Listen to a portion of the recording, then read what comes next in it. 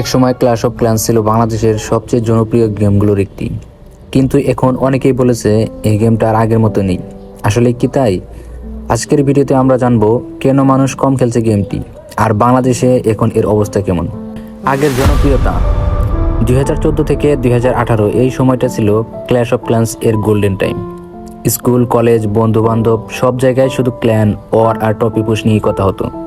আপনার কি মনে আছে যার আইডিতে ইলেকট্রো ড্রাগন ছিল, তার একটা আলাদা ভাবই ছিল। সুপারসেল এই গেমটা এমনভাবে বানিয়েছিল যে সবাই আসক্ত হয়ে পড়েছিল। কেন জনপ্রিয়তা কমেছে? প্রথম কারণ, নতুন গেমের আগমন। এখন PUBG, free fire, call of duty এই টাইপের ফাস্ট পেসড গেম মানুষ বেশি খেলছে, টাইম বেশি লাগে। ক্ল্যাশ অফ ক্ল্যান্সে একটা বিল্ডিং আপগ্রেড করতেই অনেক সময় লাগে, নতুন প্লেয়ারদের কাছে এটা বোরিং লাগে। গ্রাফিক্স ও গেম প্লে পুরনো ফিল দেয়, আজকের গেমগুলোর তুলনায় এটা একটু সিম্পল লাগে। ইউটিউব ট্রেন্ড বদলে গেছে, আগে সিওসি কন্টেন্ট ভাইরাল হতো, এখন অন্য গেম বেশি ট্রেন্ডিংয়ে। এখন ফ্রি ফায়ার, পাবজি এগুলা বেশি ট্রেন্ডিং আছে। এখনও কি গেমটা শেষ? না, পুরোপুরি শেষ না। এখনও অনেক পুরনো প্লেয়ার আছে যারা নিয়মিত খেলে। ক্ল্যান অর লিগ, ইভেন্টস, নতুন আপডেট এসবের জন্য গেমটা এখনও টিকে আছে।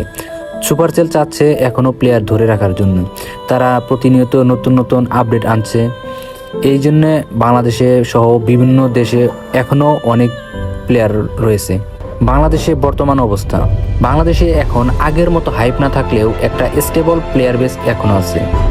অনেক ক্ল্যান এখনও অ্যাক্টিভ, আর ইউটিউবেও ছোট ছোট কমিউনিটি তৈরি হয়েছে। মানে গেমটা ডেড না, বরং নিশ হয়ে গেছে। তবুও বাংলাদেশে এখনও অনেক প্লেয়ার আছে যারা প্রতিনিয়ত গেমটা খেলছে।